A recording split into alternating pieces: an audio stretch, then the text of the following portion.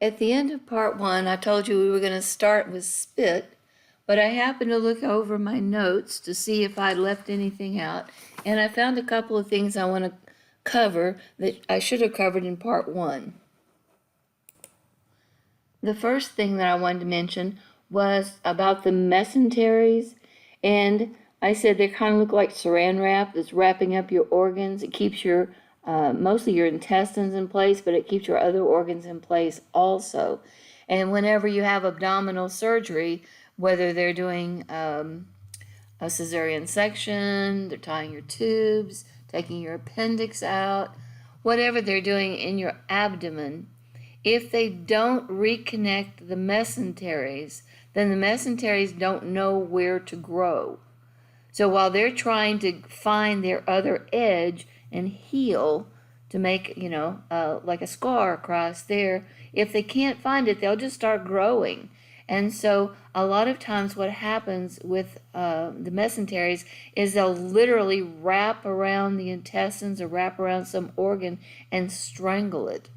So we call these adhesions.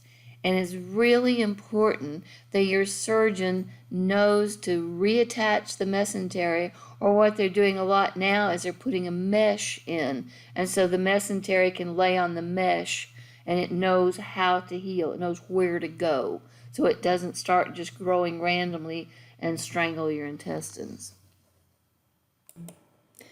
A second thing that I talked about but I didn't really emphasize, the periodontal disease, where you have diseases of your gums, are about 86% of the people over the age of 70 have periodontal disease. So it is rampant out there. And a third sin of omission that I did was when we talked about the digestive system is controlled by hormones, and there's a nervous component, and we talked about the intestines themselves have their own nervous system separate from the central nervous system. And then we talked about paracrine secretions, and I just kind of glossed over that rather quickly. So paracrine is where you have cells that release and it acts in that area. So the cells near where the substance that's released are the ones that are affected. But I didn't mention what the secretions were. So histamine and prostaglandins are some of the paracrine secretions that the digestive system does. And histamine causes fluid to rush into the area, and prostaglandins have a variety of roles, one of which is to cause pain. So now, starting to talk about spit, you make from 1 to 1.5 liters of spit every day. So it lubricates your mouth, of course, but it also lubricates your food, and it has a few enzymes in it, and it has IgA. So if you go all the way back in your mind to when we did the immune system and we talked about the immunoglobulins, usually IgG is the one when people talk about antibodies, somebody has antibodies, they're talking about IgG. But in your saliva, you have IgA. And they think that this may be why you can't get AIDS from kissing someone who has AIDS. So they think that the IgA in your mouth protects you from the AIDS virus. Other people say maybe it's the lysozymes that are in your saliva. But for whatever reason, unless you have a cut in your mouth where the AIDS virus can actually get into the bloodstream through a cut, then you don't have to worry about kissing someone who has AIDS or is HIV positive. In your spit, you have an enzyme called amylase. So most of the digestion that takes place in your digestive tract takes place in the stomach and the intestines. Specifically, the pancreas has all the digestive enzymes you need to break down sugars, carbohydrates, all of the foods that you eat. The pancreas takes care of you for that. But for sugar, you can digest that in your mouth. Carbohydrates, You can turn them into sugar directly in your mouth. So if we were doing this in person, I would give everybody a cracker, like a saltine cracker or one of those little butter crackers that they give you when you get your salad, and just have you hold it in your mouth. And the thing is, your spit will get it wet, and then it will start digesting it. And so over just a matter of very short time, you'll have digested all of the sugar and broken it down, and so you just have a sweet liquid in your mouth that you can swallow. So you don't even have to chew it. And if you really want some fun, take a cracker, put it in a little bowl, and spit on it, and then come back later and see what it looks like. Now, most of you have seen this in action.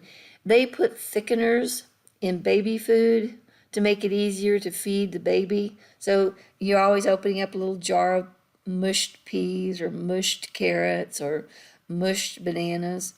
And you put the spoon in the baby's mouth, and the baby eats a little bit of it and spit half of it back out onto their face, and you scrape it up off their face and you shovel it back in.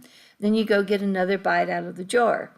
If the baby doesn't eat the entire jar, you put it in the refrigerator and you go, well, I'll just open it up tomorrow, and then, the baby can eat it tomorrow, or maybe even this evening for dinner. And then you open up the jar and it's all runny and liquid and nasty looking, and you go, oh, yuck, it's spoiled. Well, it's not spoiled. You put the baby's saliva into the jar, and it digested all the carbohydrates and the sugars that were in the baby food. And so then you just have this runny, liquidy stuff that's left behind. Most of you have heard about Pavlov's experiments with dogs.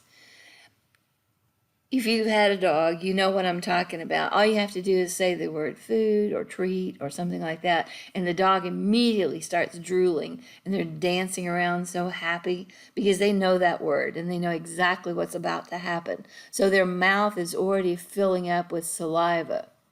So Pavlov did an experiment where he would ring a bell and then he would give the dogs a treat.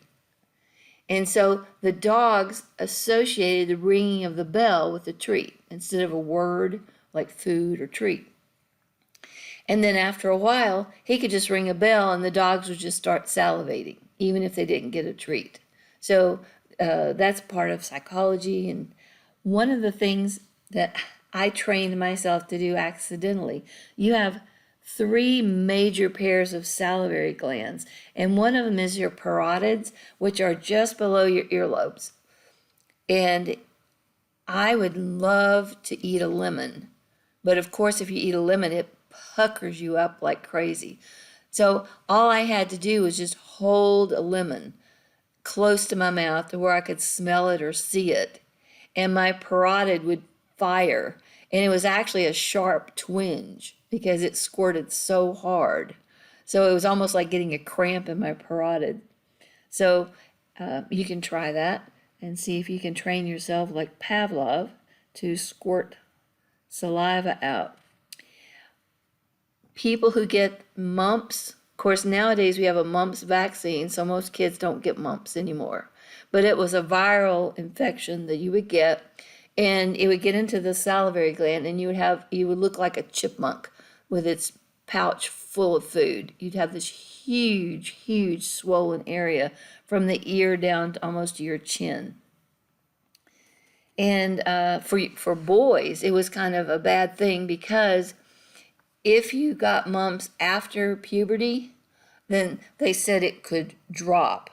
Well, it spread, but they thought it dropped out of your jaw and down into the testicular sac, and it could leave you sterile. So a lot of mothers, before we had a vaccine for mumps, would make sure that their boy children had mumps before puberty so that they weren't in danger of having a sterile child. Another pair of salivary glands is submandibular, and then another one is sublingual. Now the sublingual, you can actually see those. So if you lift your tongue up and you hold something that you really like to eat in front of your face, you'll actually see saliva start squirting out from under your tongue. So sublingual means beneath the tongue. And a lot of medicines are given sublingually. B12 is one of the ones that I think of where they tell you to lift your tongue up, put the medicine under your tongue, and hold it there as long as you can before you forget and swallow it. So you have three major pairs of salivary glands: parotid, submandibular, and sublingual.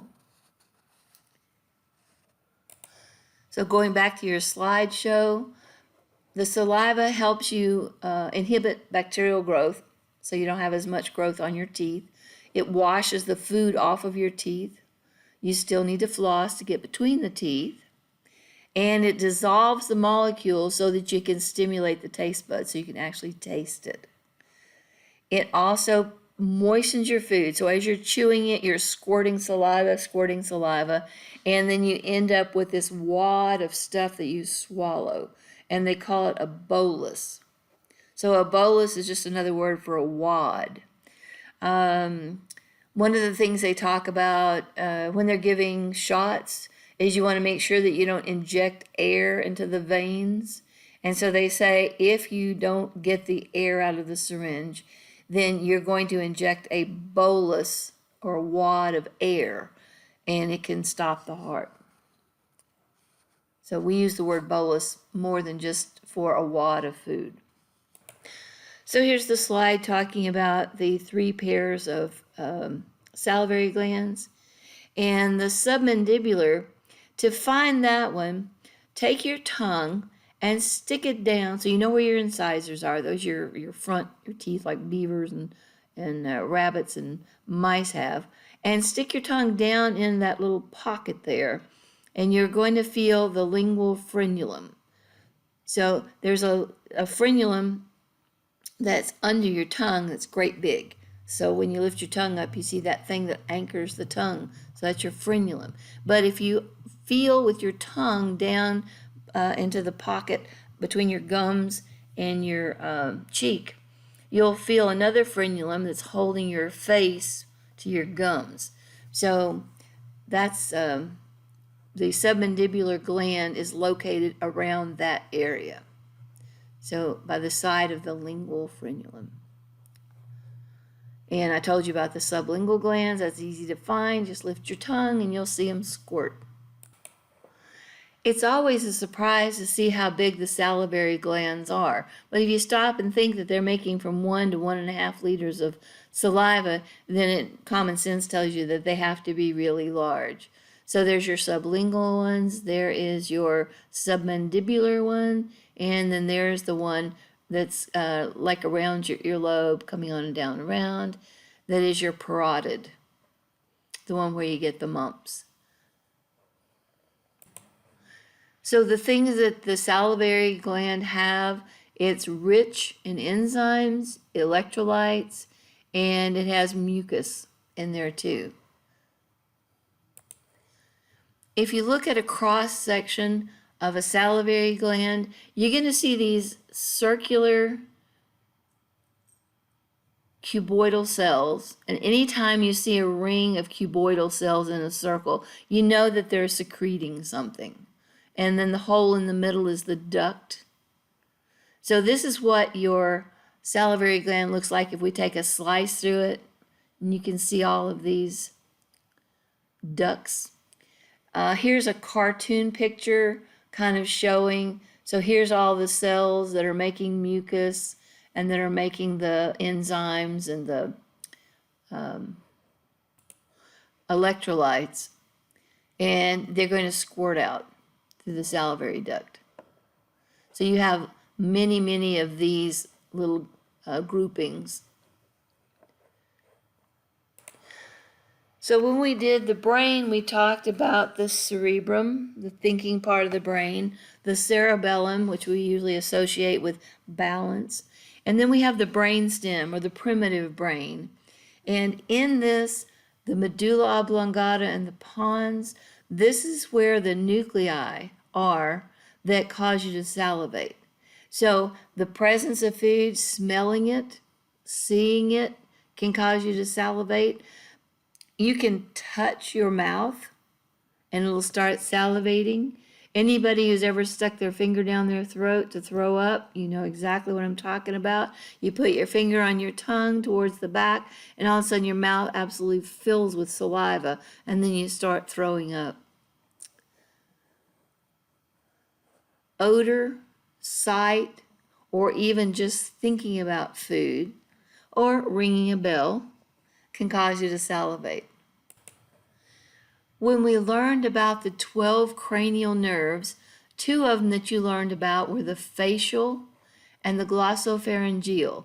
When you see the word glosso, you know that means tongue, and pharyngeal or pharynx is your throat. So this is your tongue-throat nerve.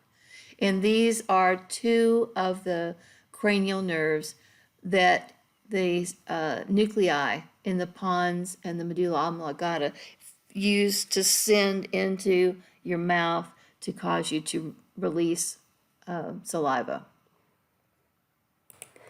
One of the things I like to do in lab is to ask the students, how many different ways can you exit the pharynx? Can you enter the pharynx and exit the pharynx? So the pharynx is your throat. It's the back of your mouth. It's where you would put your finger if you wanted to throw up. Or it's where they swab you if they want to see if you have strep throat. So it's your throat. So if you think about it, okay, the mouth, the oral cavity, past your lips and going in, you can get to the throat that way. That's pretty obvious. You know that your nose is connected because you can have sinus drainage where you have snot that builds up in the back of your nose and it drips down into the back of your throat. So you know you've got that. When you study the ear, you learn about the eustachian tube, and little kids will sniff, and when they do, they pull snot up through the eustachian tube. You probably sit in the cafeteria, usually in middle school. Kids find out they can do this, and you can put milk in your mouth, and you can use your tongue to push the milk, and it'll squirt out the tear ducts in your eyes. So normally you do, when you cry, the tears well up in your eyes and they run through the tear ducts and down into your mouth. But you can actually go, obviously, the other way. So I don't know why middle school boys seem to figure this out and gross the heck out of people squirting milk out of their tear ducts. When you get down to the voice box, you split off and you can either go to the esophagus or you can go to the windpipe, the trachea. So you have a number of ways out of the pharynx, a lot more than most people realize. I think it's interesting that they put this little clarification down here. So you have a pharyngeal constrictor that helps you swallow, and the constrictor stays contracted so you don't swallow air into your esophagus. So it keeps air from entering your esophagus. Now, an exception to this, oddly enough, is when you're chewing gum. So one of my students a long time ago said, I can't chew gum because when I do, it gives me really bad gas. And I thought, how can a little teeny tiny piece of gum give you gas? But then when you stop and think about it, as you're chewing it and making saliva, you're swallowing it. And every time you swallow a little bit of air. And anybody who's ever fed a baby knows this. You have to burp them to get up a little bit of air. So they're saying, well, it's not, you can't call it a sphincter because when you die, it doesn't remain closed. So therefore, it is not an anatomical structure. But when you die, your sphincters let go anyway. So you're going to urinate any urine that you have, any feces that you have will come out of your body, out of your rectum. So anyway, I thought that was kind of funny. Because it disappears at the time of death, you're not allowed to call it a sphincter. It is not an anatomical structure. So the pharynx attaches to the esophagus. The esophagus comes down and goes through a slit in the diaphragm. And then you go down into the stomach, which is over on the left-hand side, which then comes off into the intestines, small intestines. So if part of the stomach extends up through the diaphragm, we call it a hiatus or a hiatal hernia. So a lot of times when people say, oh, I have a hernia, that's what they're talking about. There are other hernias. There's several others that are very common, but this is the one that most people associate when you talk about hernias. The problem with this, if you've got part of the stomach that's trapped above the diaphragm, then any acid that builds up in there is going to back up the throat. It's going to back up the esophagus. So when they talk about having heartburn, it has nothing to do with the heart whatsoever. It has to do with stomach acid being trapped and coming into the esophagus. And it can literally burn the esophagus. The acid can. So you end up with ulcers of the esophagus, or like a friend of mine died of esophageal cancer. So he just didn't take care of his hernia like he should have. Hiatal hernia can last months or years. It's very common for people who are over the age of 50. It's very common for fat people. It's more common in females. So it's just part of the stomach bulging up through the opening in the diaphragm that's only supposed to be big enough to allow the esophagus to go through. So when it pinches the stomach, it'll actually strangle a piece of the stomach. When you come down the esophagus, right before you get to the stomach, there is the lower esophageal sphincter, and it's a muscular ring that closes off the esophagus from the stomach. There's a condition called achalasia, and for these people, their sphincter does not open. So these people will actually keep food in their throat. And you can tell by looking at the people who have achalasia because their throat is very enlarged. Their esophagus is stretched because they'll eat a meal and it may sit there for an hour or two before the sphincter opens up and allows the food to drop down into the stomach. So achalasia is fairly rare, but you know that you have achalasia when you throw up food, it comes back up in your mouth and it's not acidic. So for most people, they swallow the food, it goes through the esophageal sphincter, and it gets stomach acid all over it. And if you throw it up, it comes up with all that acid mixed in with it. But a person with achalasia can swallow the food, keep it in their throat, and they can burp it up hours later, no acid on it, chew it again, and swallow it again. So a little bit like cows. Cows have extra chambers in their stomach so they can chew their cud. But you just have one chamber in your stomach. So you have this sphincter to keep stomach contents from regurgitating up into your esophagus. The word for vomiting is regurgitate. So how's that for a fancy word?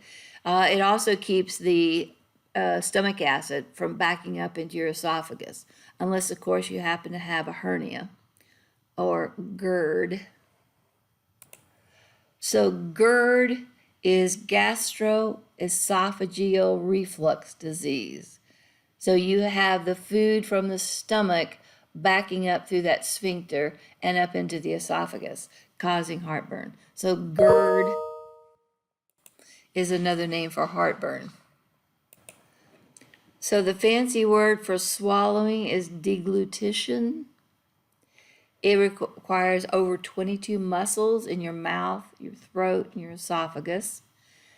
You have the nuclei and the medulla oblongata that coordinate swallowing. So we talked, a slide or two ago about saliva being controlled by nuclei, the medulla oblongata, and the pons.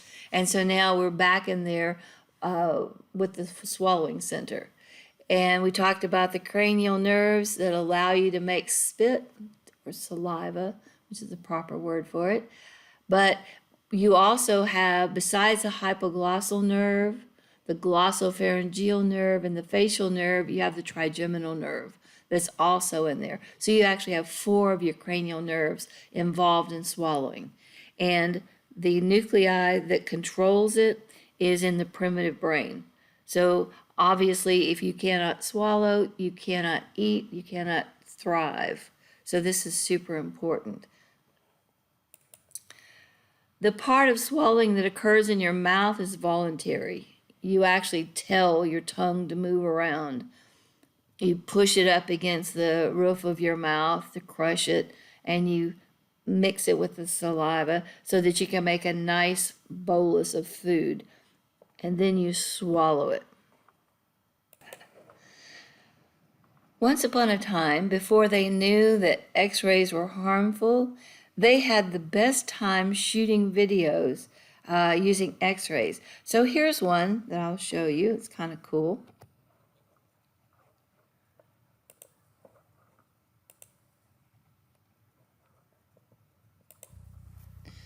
All right, here's the chewing. There's the swallowing down the esophagus.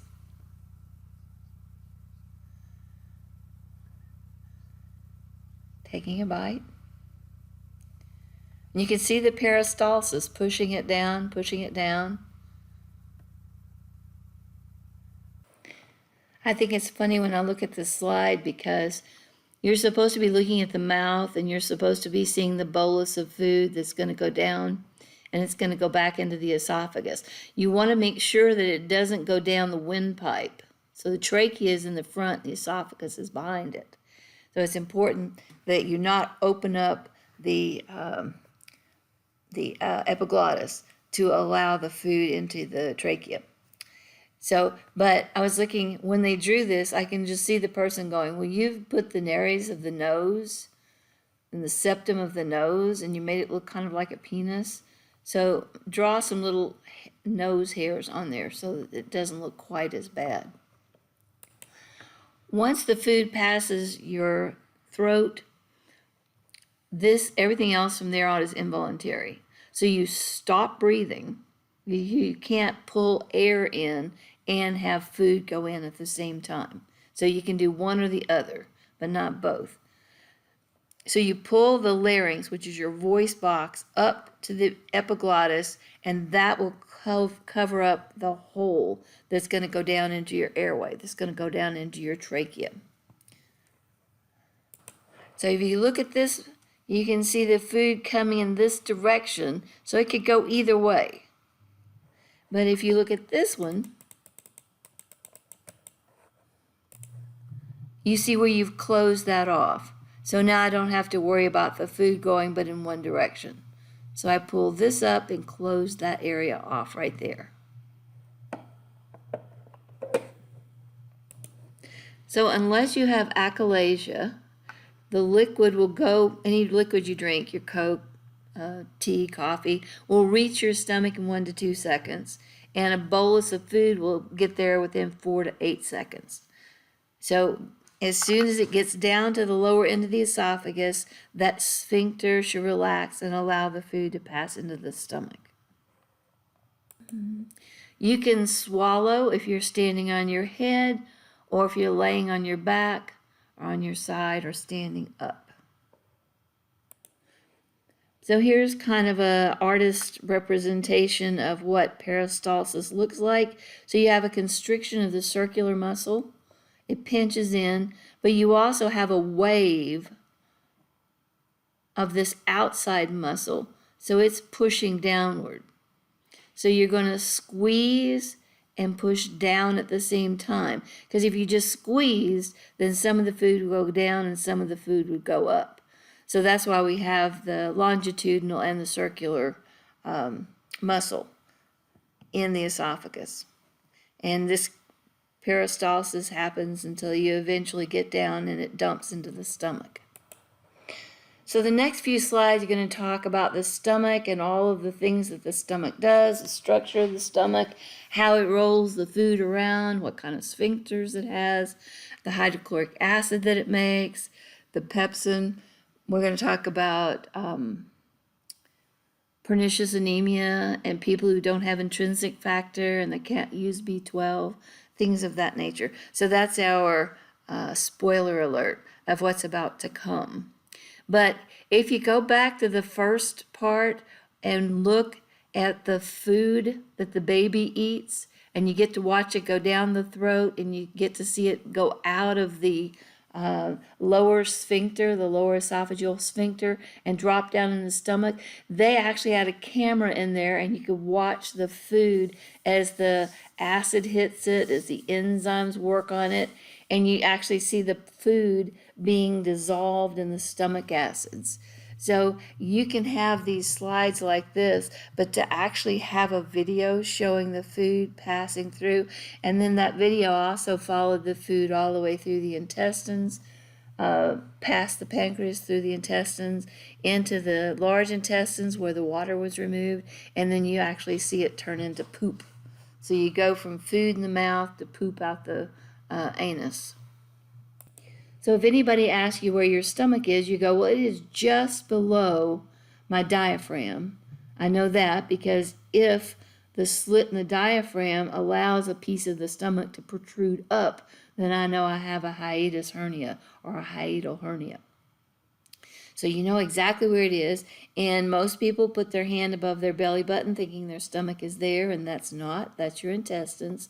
Your stomach is over in your left abdominal cavity. So it's way over there, under the diaphragm, over to the left. Now, I have no idea what they think they're typing there, but it has a volume of about 50 milliliters when it's empty, but you can hold usually 1 to 1.5 liters after a meal. Now, those of you who go for Thanksgiving dinner or Christmas dinner, you eat like an idiot. You eat so much food that you think that you can't even breathe. And then they bring out the dessert. And then you have to try a little bit of at least 2 of the desserts, if you're anything like my family. So you can actually extend your stomach up to 4 liters. But if you're just eating as you normally do, then 1 to 1.5 liters is about how much you stretch your stomach. So we watch the bolus of food go around in the mouth and it's formed as you mix it with saliva, and we watched it go down the esophagus through peristalsis. Once it hits the stomach, we don't call it a bolus anymore, we call it chyme. Chyme. And it is a soupy or pasty mixture of semi-digested food in the stomach. So most digestion actually occurs in the small intestines because you need the enzymes from the pancreas to be sprayed all over it. But the stomach is very good for breaking down larger pieces, especially for people who gulp their food. They just put it in, chew it just enough to get it wet enough to slide down their throat and then swallow it. So you're supposed to chew your food thoroughly and then swallow it. But a lot of people don't have the time, or they weren't taught that they need to do that. Back in the olden days, they just divided the stomach up into the fundus and the pyloric region. But now they've broken it up into 4 regions. So they have the cardial or cardia region, and then you have the fundus, which is the dome-shaped part of your stomach, where the esophagus actually comes in. And then you have the body of the stomach, and then the bottom part is a little pouch at the very bottom of the stomach called the pyloric region, and you have a pyloric sphincter that allows the chyme to drop down into the beginning of the small intestines. And the very first piece of the small intestine is called the duodenum, or some people call it duodenum. So here's a cartoon figure of the stomach. Here's the diaphragm. There's the little opening that allows the esophagus to come down. And then there's the stomach. So this great big bulge right here is the fundus. The fundus is right there. And all of this is the body right through there. And then the pyloric region is down here. It's kind of like a little chamber. And then there's the cardial, right up there. Now, they do break this down into the antrum, pyloric canal, pylorus. But if you guys can remember the fundus at the top and the pylorus is at the bottom, and maybe the body in the middle, then I'm excited. And the little folds that you see in the stomach are called rugae. And if you look, you've got muscles going in opposite directions, so you can get some good churning motion going by compressing each of these circular and longitudinal muscles. And remember we talked about the omentum, which is the fold of the mesentery. You have one that is from this curve right here, and it drops down and looks like you're wearing an apron inside of your body, except for it's an apron full of fat. And that's your greater omentum. And then up here you have your lesser omentum, so it's at the top of the stomach, and it's in this curve right here, and it connects up to the liver. So this is an actual person's stomach. This is an autopsy picture, and you can see the esophagus, you can see the fundus quite easily. The cardinal part, just as you come in, right there, and the whole body. You can easily see the rugae, or the ridges in there, the curvature, as they call it. And then, of course, the pyloric region. And there's your pyloric sphincter. You can actually see the sphincter right there. It's a circular muscle. So they've cut the stomach in half so you can look inside of it and see. And then there's the duodenum or duodenum.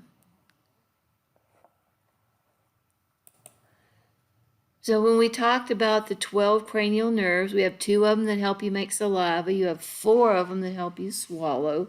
And now we're going to get into the stomach, and we're getting into the vagus nerve. Now here's something, and in your notes I put a star by this because it's like so incredibly important. So I'm gonna read it to you word for word and say this is really, really important, and then I'll probably talk about it again because it's really, really important. So you've got blood coming from the stomach and the intestines. You've got blood coming from the GI tract. So any food that you ate that might have viruses, bacteria, worms, mold, any kind of thing that is not an okay thing for you to have eaten, this blood is going to go over to the hepatic portal circulation. Now, we've talked about portal circulations before. So normally when you're doing the blood vessels, you talk about the arteries, and then they branch off into arterioles, and they branch off into capillaries, and the capillaries branch off or recombine into venules, and then veins, and then you go back to the heart. And that's the way that the path usually goes. But in the case of a portal system, what you're going to do is you're going to have the arterioles branching off into capillaries, and these capillaries are going to go around something. So when we were doing the endocrine system, we talked about the portal system between the hypothalamus and the pituitary. So anything that leaves the hypothalamus goes into those capillaries, and those capillaries go down and surround the pituitary. But in this case, we're going to have a portal system that's going to go down to the blood goes to the liver, and the liver detoxifies. So that's why you have the hepatic portal circulation. So blood that's coming from the stomach and the intestines, if it has any toxic substances, any medicines that you've taken, anything like that that's gotten into your bloodstream, before it goes throughout your body, it goes into the hepatic portal circulation, which is capillaries that then go in and are filtered through the liver. And then it rejoins the capillaries to the veins and then goes on to the heart and then is circulated through the body. So it's cleaned. The stuff that comes out of the stomach is cleaned before it enters the body. So this is a good thing. Your esophagus is squamous cells, and as soon as you get into the stomach, you get into simple columnar epithelial cells. And you have 3 layers of muscle in the stomach. If you remember, you have 1 circular and 2 longitudinal layers. So this allows you to do more than just peristalsis. You can actually churn the food around in your stomach. Before we continue on into the stomach, I want to back up and talk about the Heimlich Maneuver. If you're swallowing food and you try to take a breath at the same time you're swallowing, usually it's because you want to say something. You always take a breath before you say something, then you will open up the area and allow food to enter the voice box, the larynx, and now you can't get air through. So if you aspirate food, if you aspirate vomit, so you're busy vomiting and you're trying to breathe at the same time because the vomit's coming up, but you're trying to suck air into your lungs at the same time, a lot of times you'll pull vomit into your lungs, which is a way a lot of people who are drunk or on drugs end up dying, aspirating their own vomit. But if it's a piece of hot dog, if it is a grape, those are the 2 things that get stuck in babies' throats, is chunks of hot dog. And used to, the lifesavers, the ones that didn't have a hole in the center of them, that could lodge. It was just the perfect size disc to block off the larynx. So you couldn't breathe. It would stop air from going down into the trachea. So here's some pictures. Here's what to do if your baby gets something lodged. You want to hit them on the back and see if you can dislodge it that way. You can hang them upside down and see if it will, gravity will assist it to come out. If it is a person, you come behind them, put your hands around, put one hand around your wrist and push up. So the object is to take the diaphragm and push it up against the lungs. And when you do that, you're going to force air up through the trachea and hopefully it'll pop whatever's stuck in the larynx out. What's in the voice box will come out. So that's the idea there. So squeeze and pull upward to empty the lungs and see if you can get the air out. If you're by yourself, there's no one to grab you. You can put your fist under your diaphragm and fall onto a chair. And the forcing of your fist should push the diaphragm up enough to get enough air out of your lungs to pop whatever's in your throat out. If any of that doesn't work, then the person will literally smother. They can't get oxygen and they'll die. So if you can get a paramedic, an EMT, someone in there quickly enough, you can actually poke a hole in the esophagus. And then you can breathe through the hole in your esophagus, or not your esophagus, sorry, the trachea. You definitely don't want to poke a hole in the esophagus. So if you poke a hole in the trachea, you can breathe through that hole. Now the trachea is in front, remember, and the esophagus is behind. And one of the things, if you're going into the medical profession, you need to be very aware. If you're putting a tube down somebody's throat, past their pharynx, you'll get to the trachea and you can go down into the lungs or you can go down into the stomach through the esophagus. So you have a bifurcation, you have 2 paths that you can go. So if you want to intubate somebody so that they can breathe, you want to make sure that you get that tube in the trachea. You don't want to blow air into the stomach by mistake. And heaven forbid you put a feeding tube down the trachea and you push food into the lungs instead of to the stomach. So it is important that you keep the esophagus and the trachea in your mind exactly where they are and exactly where they lead. And be aware that the larynx, the epiglottis, the larynx area is a place where you can go either direction. So we'll talk about that more times. But anyway, so here's the Heimlich Maneuver. And hopefully you never have to use it, but if you do, now you've seen it.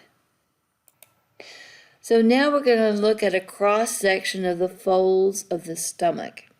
So we've already talked about the columnar cells that are lining the stomach. So there's your columnar cells right there, right there, right there. So that's the epithelium or the skin that lines your stomach. Now you have gastric pits coming down, and if you get down into the gastric pits, you're going to go down and you're going to find something called parietal cells. And these cells are the ones that are making hydrochloric acid for you. They also make intrinsic factor, which is very important. If you don't have intrinsic factor, you can't absorb B12, and if you can't absorb B12, you can't make blood. So you're going to die. So intrinsic factor is going to be really important. Anyone who does not have the proper amount of intrinsic factor, you can have shots of B12 directly into your bloodstream. So that's what the people who don't have intrinsic factor, so they can't absorb B12 out of their stomach, have to have. And the other thing that these parietal cells make is ghrelin. Ghrelin. So that's one of the hormones that they've just recently discovered, and it is an appetite stimulator. So if you're releasing ghrelin into your stomach, it's going to send a signal throughout your body going, wow, I'm hungry. And then if you come down into this other area, you're going to find some chief cells. Here we go. So here's some chief cells, and they've colored them pink in this particular cartoon picture. And your chief cells are the ones that are going to secrete lipase, which is going to work on fat, and pepsinogen, which is going to work on the peptide bonds of proteins, and it's going to break it down and help you break it down into amino acids. Now, pepsinogen is the inactive form, and so if you cleave pepsinogen, it's going to leave you with pepsin, which is the active hormone.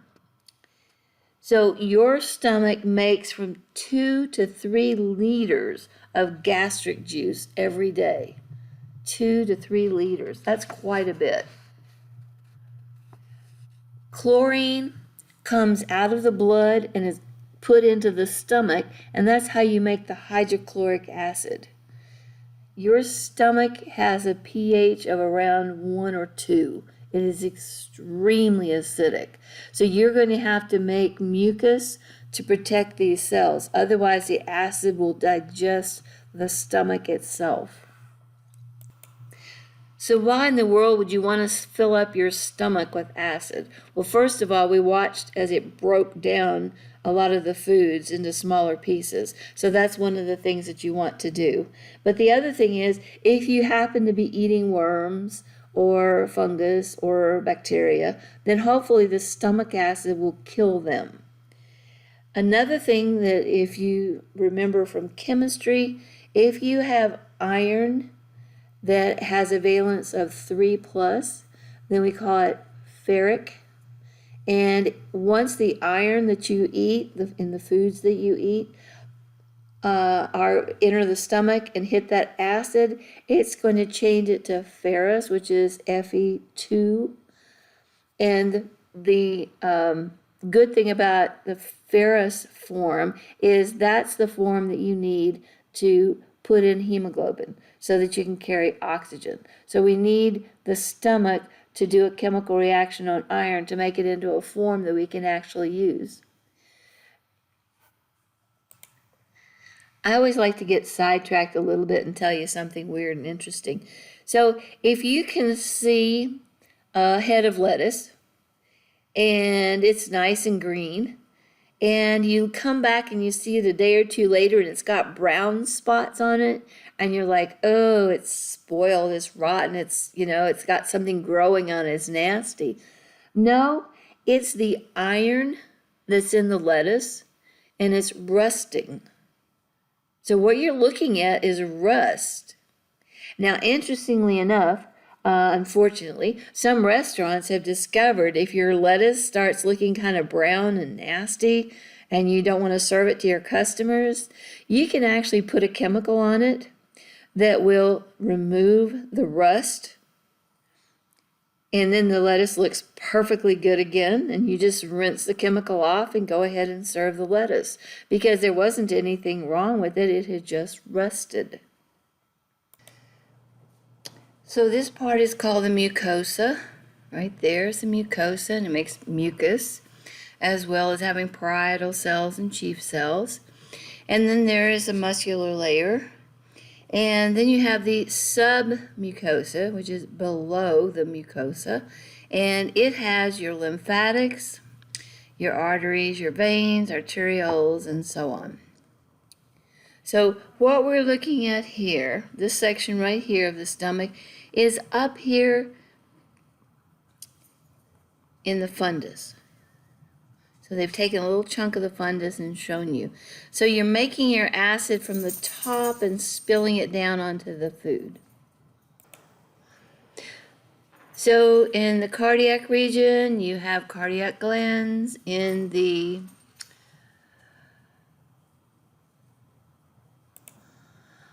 fundus, you've got your your gastric glands. And in your pyloric region, you have pyloric glands. But whoever was drawing this, I guess they weren't thinking that they were taking a subsection supposedly from up here. And so your pyloric glands are going to be down here. So whoever made this picture is a little bit confused. And this is what it actually looks like. So these are your gastric pits. So bubbling up out of there is your acid, enzymes, and mucus. So when you're looking at this area down here at the bottom of the pit, and then you're looking at the neck of the pit, you're going to have cells that can regenerate. They're stem cells, they can divide, and so they're constantly pushing up and replacing the mucosa because the mucosa is constantly in contact with all of that acid, the stomach acid. And so you have to keep replacing the lining of the stomach. And so you do it by pushing upward as these cells divide. So here's the slide that summarizes a lot of what I just said. And here's the parietal cells secreting hydrochloric acid, intrinsic factor, and the hunger hormone called ghrelin. So parietal cells make these three things. And the chief cells are making your lipase and your pepsinogen. And remember, pepsinogen is going to be cleaved to make pepsin. You don't have chief cells in your pyloric region, and you don't have them in your cardiac region. So they're in the fundus and then the body. So here's a pictorial summary of what I just said. Your gastric glands up in your fundus region are going to have your chief cells, mucus cells, and parietal cells. And it seems odd to me that if you're making the acid down here, then you would want to have the mucus down here. But for some reason, the mucus is up here, where down in the pyloric region, you've got all that chyme that's in contact. So you have mucus glands all in the whole neck of this, top to bottom. This is an artist's representation of how they see the stomach acid being formed. So you have bicarbonate, which is being transported out of the stomach and into the blood system. So you're making the blood less acidic by putting the bicarbonate out there, and you're also taking the chlorine out of the blood system and putting it into the stomach so you can make stomach acid. So while you're making the stomach more and more acid, you're making the blood less and less acid, or more basic. So they show it to you in the pictorial form, and then they say, well, let's just tell you the same thing over again, but this time we're going to show you as chemical equations. And so there's your bicarbonate and your hydrogen, and the hydrogen is also pumped in. So you've got the chlorine pumped in, you've got the hydrogen pumped in, so you get hydrochloric acid, and you have the bicarbonate, which is pumped out. So you can see it as a chemical, or you can see it as a pictorial. This slide is really misleading. It says that the hydrochloric acid that's formed in the stomach can activate pepsin, so it can convert pepsinogen to pepsin, and that's right.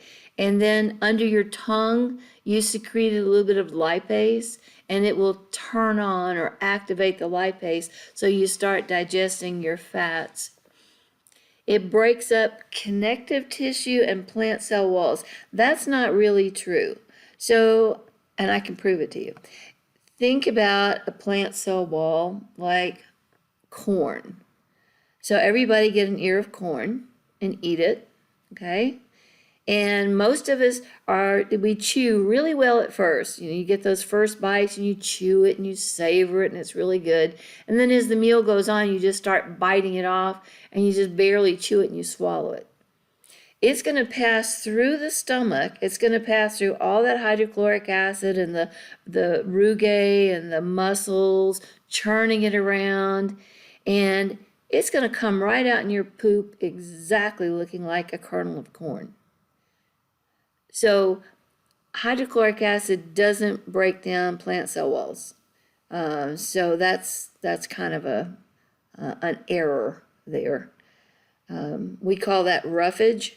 Now there is some fiber that you can break down, and we call it soluble fiber, but there's some of it that you cannot, and plant cell walls happen to be one of the ones made of cellulose that we can't break that down. And even termites can't break it down. Even though they eat wood, they eat plant cell walls, but they have an organism inside of their gut that helps them digest it. And there's a theory that we used to have an organism living in our appendix that allowed us to digest plant cell walls, but we cannot actually break those down, even with hydrochloric acid.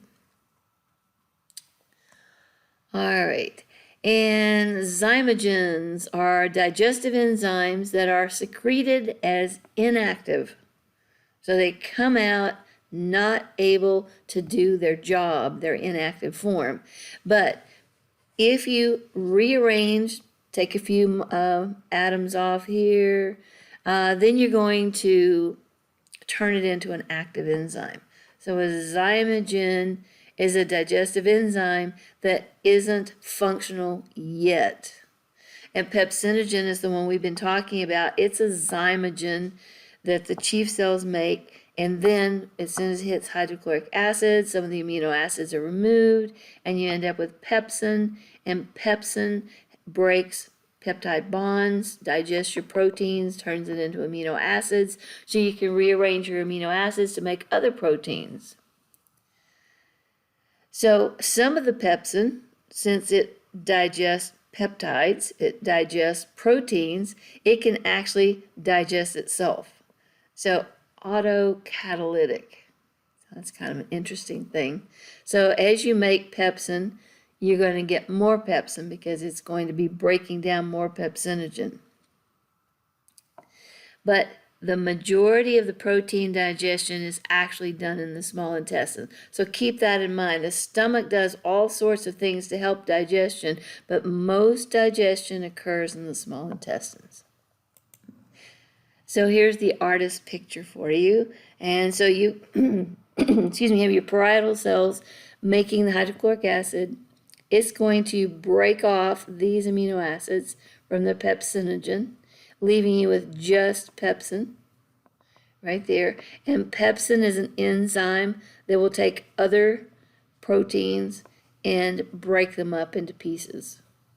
So it'll partially digest it so that when you get to the small intestines, it's very easy to finish popping off the amino acids. So I like this picture because in my mind I see the amino acids as pop beads. And you can pop them together to make different proteins. So under your tongue you made some lingual lipase that mixed up with the food. And then you get in the stomach and this is activated, and you also make gastric lipase. And you start digesting your fat. But you're only digesting a little bit of the fat because, again, most of the digestion occurs in the small intestine. And I mentioned intrinsic factor, and I'm going to point it out again. It's super, super important. It is made by the parietal cells, and it binds to B12. And once you have this complex of B12 and the intrinsic factor, then you're able to do endocytosis and pull the B12 out of the stomach and into the body where you can send it off to make hemoglobin. So if you don't have intrinsic factor, you can't absorb the B12 because it doesn't fit in that receptor. You need the complex to fit into the receptor to trigger the endocytosis. Now, there are people who have gastric bypass, and so they literally bypass the stomach altogether. And all of the things that are going on in the stomach, the making of the hydrochloric acid, the intrinsic factor, you can't do that anymore. So people who have gastric bypass, where you just bypass the stomach altogether, have to have B12 shots for the rest of their life because they can't absorb it.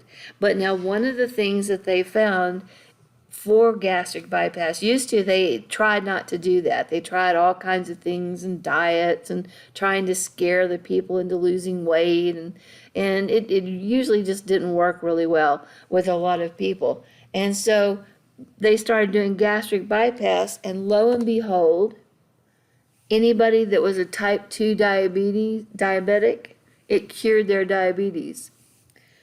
So they realized, oh, something's going on in the stomach that's causing these people to remain a type 2 diabetic. And when you bypass the stomach, the food is going to go from the esophagus into the intestines, where the pancreas is going to start the digestive process, and the intestines are going to make a hormone. They've always known how to make the hormone, but they just don't bother doing it. But once you've done the gastric bypass, all of a sudden the small intestines start making this hormone, and it fixes the problem that the people who have type 2 diabetes have. So this is huge. This is amazing. And so they said, well, what if we just gave the person the hormone? That way we don't have to bypass the stomach. We can just give them the hormone that the small intestine makes, and lo and behold, it cures type 2 diabetes.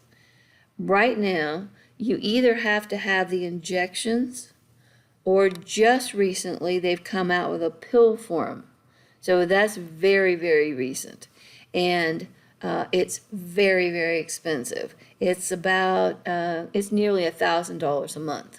So most people, their insurance won't pay for it.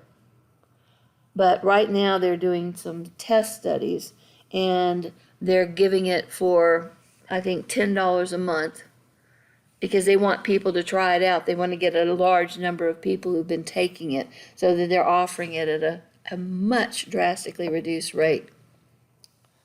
And people who are on Medicare, if they ask for it, they can get it for free. But they have to go through some hoops and paperwork.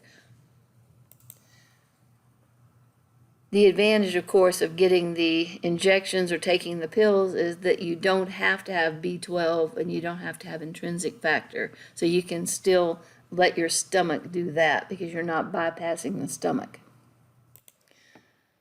And in case I forgot to tell you the name of it, the type of anemia that you get from B12 deficiency is called pernicious anemia. And it's very easy to detect. All you have to do is take a sample of the person's blood, and their red blood cells are huge. So it's very, very easy to detect. And so when you take a blood sample, we know exactly how big your red blood cells should be, and they call it mean cell volume. And a person with pernicious anemia, they're going to be, instead of making new red blood cells, they're just going to put more and more hemoglobin in the red blood cells that they have. So they overfill them, they overstretch them, and they have really, really large red blood cells. So intrinsic factor is the only indispensable function of the stomach. So you can continue doing digestion even if you take the person's stomach out. But they will have to have B12 supplements. If you were taking a graduate course in endocrinology, then you should probably learn these hormones. But since this is an introductory anatomy class, anatomy physiology, I'm just going to point out that there are a lot of hormones that are made by the gastric glands, the pyloric glands, by the stomach. And substance P, vasoactive intestinal peptide, which is known as VIP, secretin, gastric inhibitory peptide, GIP, cholecystokinin, neuropeptide Y. So there are other peptides, other hormones that are made by the digestive tract or by the nervous system that act on the digestive tract. So they call them gut-brain peptides. So you're welcome to learn them. You're welcome to learn what they are doing in the gastrointestinal tract, but that would be better suited for, like I said, a graduate course in endocrinology. One of the things that people are taught who have a problem with their weight is they need to eat more slowly and they need to eat smaller meals.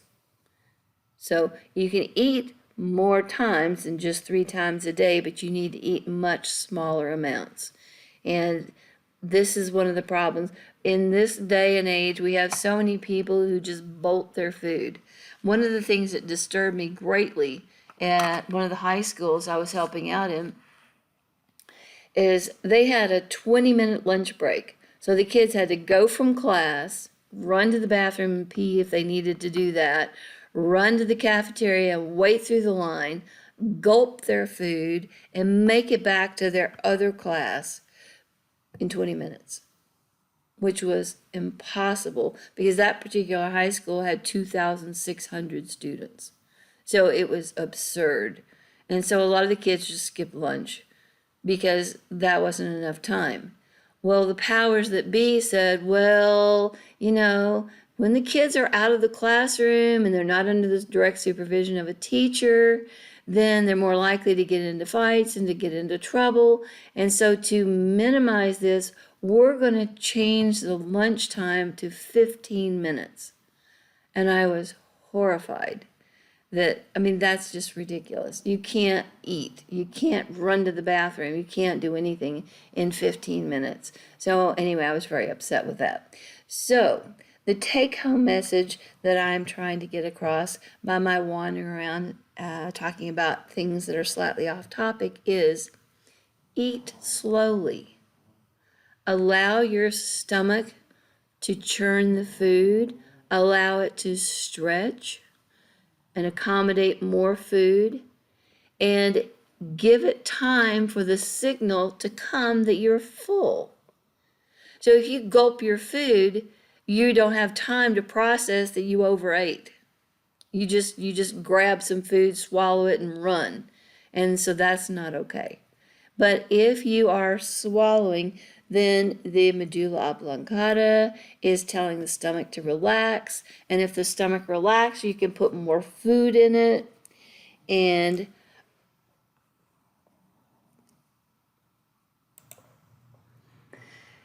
At the back of your book, there's a story about a man who was shot and it made a hole into his stomach, and the hole didn't heal. So for the rest of his life, you could actually look in the hole and see what was going on in his stomach. So a lot of the stuff that we know actually is because of the man with the hole in his stomach. Now, we know that you have a constrictive action every 20 seconds, and we know that it's stronger at the bottom than it is at the top, and we know that after 30 minutes, these contractions become quite strong. Most of us don't spend 30 minutes eating a meal. Now, one of the things that people talk about is, they look at Italians and they're slender and they go, well, how come the Italians eat nothing but pizza and pasta and they're skinny? And then look at Americans, we eat pizza and pasta, and we have a huge epidemic of obesity in America. Well, the Italians linger over their food. And after they eat lunch, they have riposo, so they go and they rest and allow the food to digest. But they don't bolt their food. So I'm thinking that that's one of the things that's causing them to be more slender than us. The other thing is, if you look at an Italian pizza versus an American pizza, there's no comparison. The Italian pizza is more like a cracker with a little bit of cheese and a little piece of basil or something on it, as opposed to an American pizza where the crust is like half an inch thick of greasy bread. So now we're going to leave the stomach. So we've gotten the bolus of food, we turned it into chyme, we've covered it up with enzymes and hormones and acid, and now we need to get it into the small intestine so that we can, first of all, finish breaking it up, and secondly, absorb it. So there's very little absorbed in the stomach. B12 is one of the main things that is absorbed out of the stomach, that and intrinsic factor. But you cannot just dump that chyme directly into the small intestines because it literally will eat a hole in the small intestines. So you only just squirt out a little bit, like about 3 milliliters. That's not even a teaspoon. A teaspoon is 5 milliliters. So you just squirt a little bit of that acidic chyme into the duodenum, or duodenum, whichever way you like to pronounce it, and your pancreas is going to spray something on it that will neutralize the acid. So it has a very basic substance that it squirts. So now you have neutralized the stomach acid, and you're also spraying with all sorts of enzymes to break down the proteins and the lipids, the nucleic acids, and so on. So if you fill up the duodenum, you try to put more than 3 milliliters because you overate, then you're going to have trouble getting the stomach moving. So a typical meal, not a Christmas meal or a Thanksgiving meal, but just a typical meal will take about 4 hours to leave the stomach because you're only doing like 3 milliliters at a time. If you eat soups or things that are mostly liquid, then it's going to pass out more quickly. A lot of people just have a little pot of yogurt for lunch, and that's all they eat. So they're going to empty their stomach much more quickly. If you have a high-fat meal, you've got your hamburger and your french fries or your onion rings, it can last up to 6 hours. It'll take that long to get it out of your stomach and get it into the small intestine so that you can digest it. And now we get to reverse peristalsis, known as vomiting. So this is the forceful ejection of stomach and intestinal contents from the mouth. Now, rarely do you have intestinal contents come out of the mouth. It would have to be something really severe for something in the intestines to actually be able to back up into the stomach and then up your esophagus and out your mouth. But it can happen. People who have blocked intestines, maybe they have adhesions. Maybe they had surgery and they didn't take care of the mesentery like they should, and it strangled the intestines. And so whatever you eat goes down in the intestines, but it can't get past the blockage. So in that case, those people will actually vomit stuff from the intestines, and it's very obvious when they're doing that. If you don't fix the situation, then that part of the intestines will die, and then you'll be vomiting gangrene. So the medulla oblongata can tell you to swallow, but it also has what we call an emetic center, which is the vomit center. If you want to vomit, maybe a child swallows something that they shouldn't swallow and you need them to vomit it up, you give them an emetic, something that will cause them to vomit. A big wad of mustard will do the trick. There's other things you can give as emetics. You always want to make sure, though, call poison control before you have the kid throw up, because some things are more dangerous coming back up out of the stomach once the stomach acid has hit it than it would be to get them to the hospital and give them an antidote. So you need to check and see whether you're supposed to make the child vomit or not vomit. So other things that can cause you to vomit is if you overeat. So if you overstretch the stomach or the intestines, it's going to cause you to vomit. If you drink too much alcohol and your liver can't detoxify it fast enough, then it'll cause you to throw up. There are certain bacteria that cause you to vomit. So most of us have had one of those 24-hour bugs where usually you're vomiting and having diarrhea at the same time. If you are hit of visceral trauma, it can cause you to vomit. A lot of people, if they're given morphine, it causes them to vomit. If you are having intense pain, sometimes you hurt so bad that you're nauseous and you start vomiting. Or psychological. Sometimes you just can't bear whatever it is you're thinking about, and it causes you to throw up. And of course, if you smell something that is so incredibly gross, sometimes it'll trigger the emetic center and cause you to throw up. And of course, if you put your finger down your throat, that'll trigger it also. So usually you have some warning that you're going to vomit. The first thing you do is you're nauseated. You feel queasy, and you can tell you're wanting to throw up. And a lot of times your mouth fills up with water, with saliva, and you're like, uh-oh, I'm going to throw up. I'm feeling so bad. And then you start retching. So at first you have like the dry heaves, and so you're just, but nothing's coming up. But actually it has to work its way up your esophagus. So you've got peristalsis going on, and every time you retch, you're pulling it up a little bit more out of the stomach, up into the esophagus. So you're reversing your peristalsis. So you have nausea, then retching, and then finally you have the vomit, the actual stuff coming out. Now, you can vomit and vomit to where there's nothing coming out but just the gastric juices. So it's clear almost. It maybe looks like a little bit like urine coming out, but there's nothing, there's no substance, there's no food left in your stomach to throw up.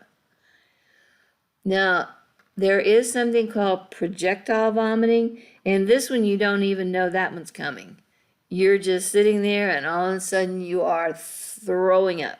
And you do it with such force that it flies across the room.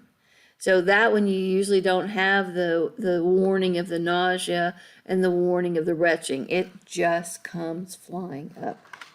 So we call that projectile vomiting. Now there are a couple of digestive diseases or situations or syndromes that we need to talk about. One of them is bulimia. So that's where a person wants to eat. They want to taste the food. They want to go to a party, and they don't want to be the person that goes, no, no, no, I'm dieting. So they go ahead and eat whatever they want.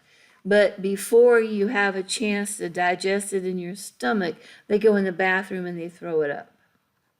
Well, the problem with this is you're pulling stomach acid through your esophagus, so you're eating the lining of your esophagus off. But as it goes out your mouth, it also eats the enamel off your teeth.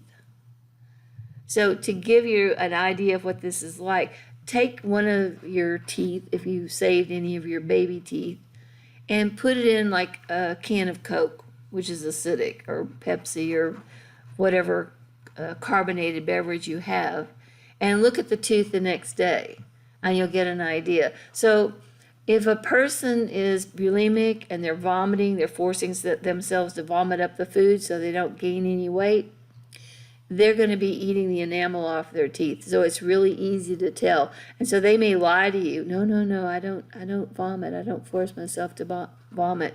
And you just look at their teeth and go, oh, yes, you do. Yeah, you do. So, but they're in denial. They don't want to admit that they have an eating problem. And then anorexia nervosa, it is characterized as a mental illness. And there's a really bad stigma to mental illness. I mean, if somebody says, oh, this person's mentally ill, you think, ooh, that's not a good thing. But anorexia has several causes, and not all of them are because the person is mentally ill. Now, obviously, there are some people who feel like that they cannot be skinny enough. So every time they look in the mirror, even though they see this skeletal person, they go, oh gosh, look how fat I am. I have a little bit of fat on my legs, and so I just need to quit eating. I just can't eat anything, because if I eat anything, I'll stay fat like this. And the problem is, if you don't eat, then your body's going to get what it needs by digesting you. So it will digest your proteins, it will digest your fats, and the thing is, your heart is a muscle. So you're actually going to be digesting your heart also. So you digest your teeth to get the calcium, your bones to get the calcium. So a lot of people who have anorexia end up dying of a heart attack. Karen Carpenter is the one that comes to mind. She was one of the most beautiful vocalists I've ever heard, and I love the song she sang. But she just got it in her mind that she was fat, and so she just quit eating, and then she died. So you've probably known people who do this. But there's a time when kids go through puberty where they don't eat as much as they should. And that's not a mental illness, that's a hormonal change in their body. So before you label somebody who stops eating as mentally ill, check and see what hormonal things are going on in their body. So it could be something that they need treated. A couple more symptoms that I forgot to mention. If you're about to vomit, usually your heart starts racing. Tachycardia means really fast heart rate. Profuse salivation. I mean, to the point where it's dripping out of your mouth. Your mouth is just full of it. And sweating. And a lot of times shaking too. Another one of my favorite singers was Mama Cass of the Mamas and the Papas. You've probably heard a lot of their songs on the Oldies channel. But she vomited in her sleep, and she aspirated the vomit, and she died. So there's a surprising number of people who die from aspirating vomit in their sleep, or because they're not fully conscious. They're drunk, they're under the control of some drug, or in the case of someone having surgery, if you've ever had surgery, one of the first things they tell you is do not eat anything. Do not drink anything after midnight, before the day of surgery. So you have to go in fasting. And they'll ask you several times once you get there, have you eaten anything? Have you eaten anything in the last 8 hours? Have you eaten anything in the last 12 hours? Because once they put you to sleep, then you could vomit, and because you're under anesthesia, you don't have the signal that you need to close your esophagus, and so you literally can drown in your own vomit. So it's really important when you're going in for any surgical procedure or anything where they're going to put you to sleep, that you absolutely have your stomach completely empty so you can't aspirate anything into your lungs and die from vomiting. So here's a summary slide about some of the stuff we've been talking about. Chronic vomiting, like bulimia, can cause electrolyte and acid-base imbalance because you're vomiting up the stomach acid. And remember, the stomach is taking the chlorine out of the blood and putting bicarbonate in. And so if you're vomiting, you stop that process right there. The bulimia, I told you, the acid will eat your tooth enamel, so your teeth don't have the covering, and so then you end up with cavities and you lose your teeth. And you can imagine sucking acid up into your lungs is not a very good thing to do. So surgical anesthesia, you have to fast until your stomach and your small intestine are empty so that nothing can come up into your lungs while you're under. There are a few other things that you can digest out of your stomach. Aspirin would be one of them, and any fat-soluble drug that's small enough it can make it out of the stomach. So lipid means fat, fat-soluble drugs. Alcohol passes through your stomach and into your small intestines. So how fast you empty your stomach determines how fast you get drunk. So if you go into a bar on an empty stomach and start drinking, you're going to get really drunk really fast. But if you eat a little something as you're drinking, then now the liquor has to leave your stomach more slowly because some of that food is moving along also. So one of the things they teach kids in college when they go to a sorority party or a fraternity party is eat buttered bread.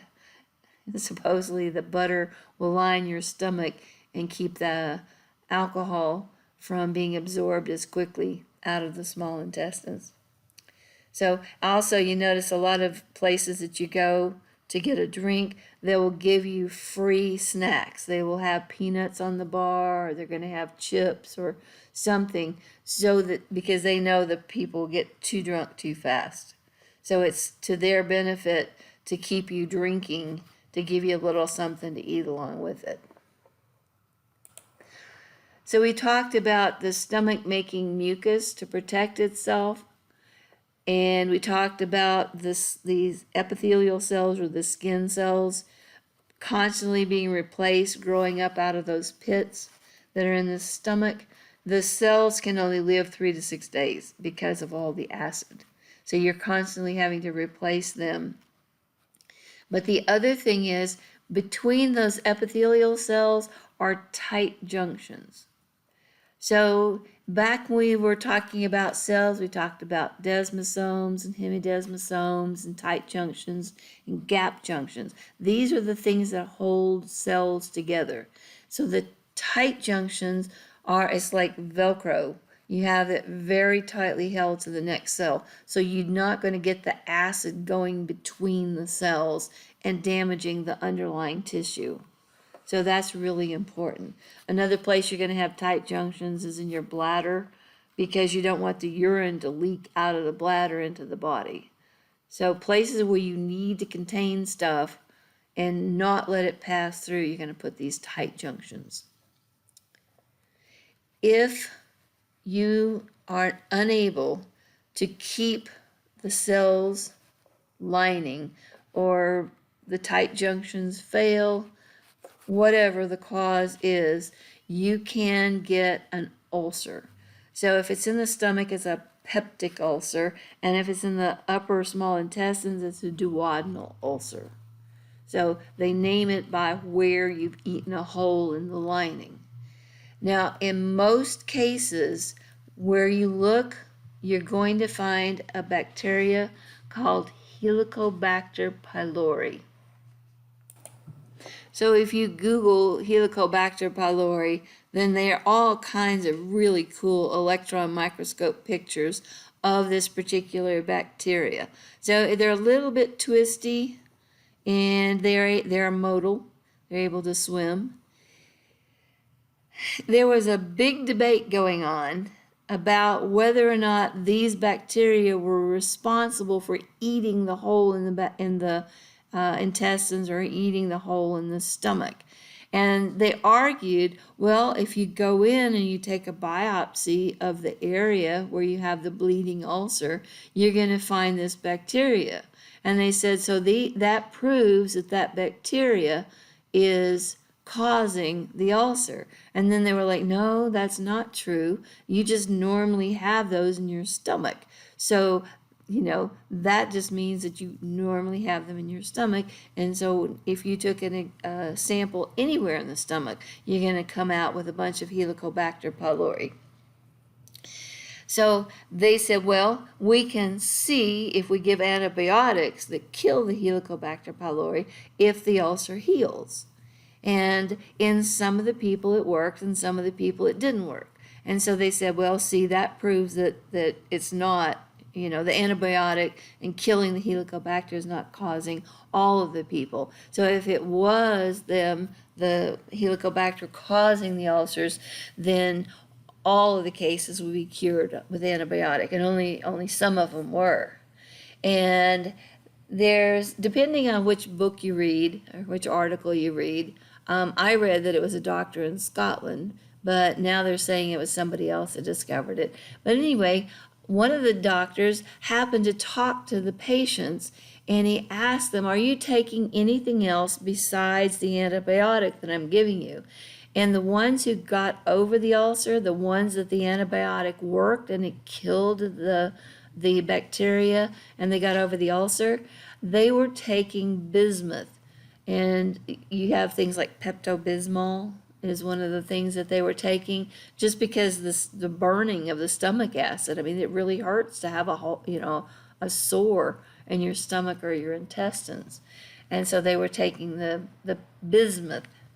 And so they found that the combination of antibiotic and bismuth will kill the Helicobacter pylori and cure an ulcer. So that's something that they've discovered not too long ago.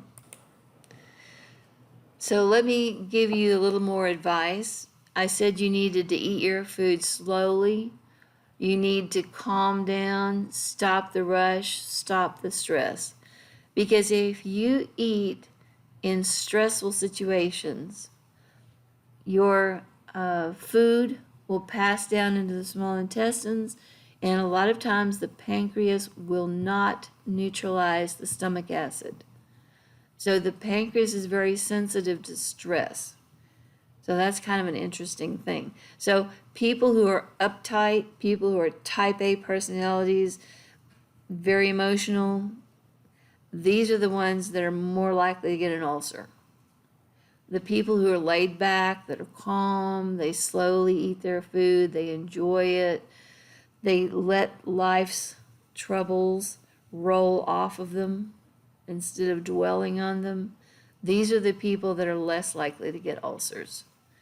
So if you do get an ulcer, however, don't forget your Pepto-Bismol or some other medicine that has bismuth in it. And here's a view of an endoscope. You stick a tube down and you look and you see the rugae, you see the folds like that. And then you look over here and there's a bleeding ulcer. Should look like that, and instead it looks like that. So you've got bacteria eating, you've got the blood coming out.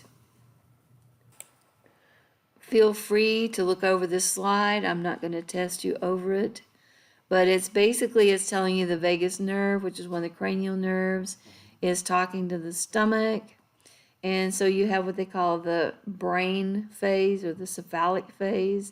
This is where your vagus nerve is stimulating. You have gastric secretions, even though there's no food there yet, but you know the food's coming.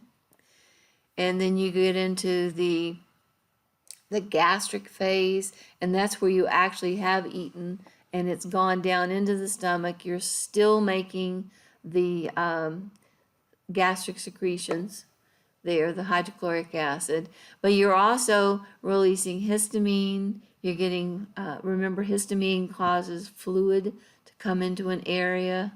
You've got gastrin, which is going to cause feedback, and they make more stomach acid. So as long as that food is in there, you're going to be making acid to keep this churning. And then you get into the intestinal phase, and at this point, the pyloric sphincter opens up, and you're starting to release those 3 milliliters, and then you neutralize it, digest it, 3 more milliliters, neutralize it, digest it. So the brain phase where you're thinking about it, the gastric phase where you actually put it in your stomach, and then the intestinal phase as you slowly let it out to be finished digested. One of the things I'll point out in the cephalic phase, you know that it's time for lunch. You know that you need to stop doing whatever it is you're doing and go eat something, or it's time for supper, whatever it is. And you say, no, no, no. Even though I know it's time I'm supposed to be eating, and this is the time I normally eat, I don't have time because I have to go do something else.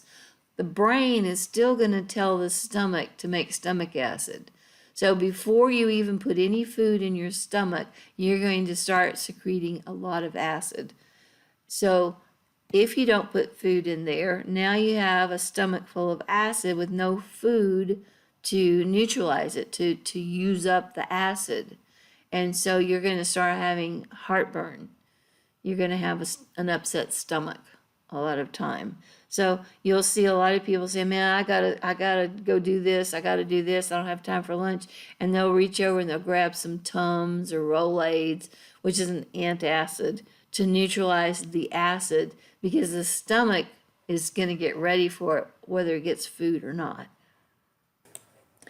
If things work the way they're supposed to, once you get to the intestinal phase where the food is actually entering the intestines, the intestine should send a signal back up to the medulla to inhibit the vagal nuclei.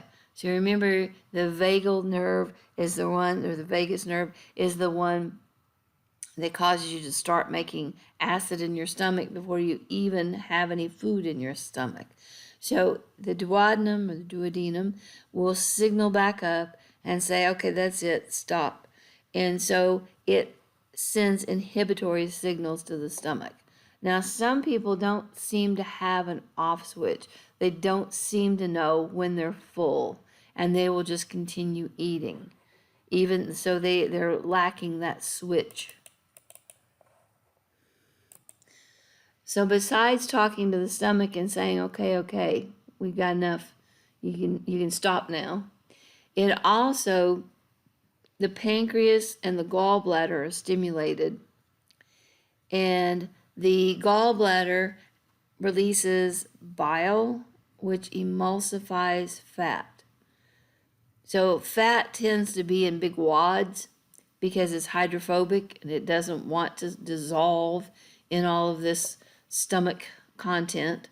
So it tends to clump together in wads. So they put an emulsifier, the gallbladder puts the emulsifier and breaks it up. Now, if you have your gallbladder removed, if you don't release bile and emulsify the fats, then a lot of times the fats will pass out in the feces, and you'll actually have weird colored feces, or you'll have floating poop because of the fat content in the feces, because you can't break it up into small enough pieces for it to be absorbed out of the intestines. And then you have the enteroendocrine cells. So entero means part of your GI tract, and endocrine, of course, is a hormone. So you have some hormone secreting cells that secrete glucose-dependent insulinotropic peptide.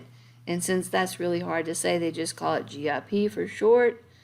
And what it does is it causes you to release insulin because you're eating and you're just about to put all that sugar out of your intestines and into your bloodstream. So you need to have the insulin ready to take care of all that surge of sugar that's coming its way. I'm going to stop now before we start into the accessory organs that make up the digestive system. So we've talked about the esophagus, we've talked about spit, and we've talked about the stomach today. So in our next time, we'll be talking more about the gallbladder, the pancreas, and the liver, and explain about their processes in the digestive system.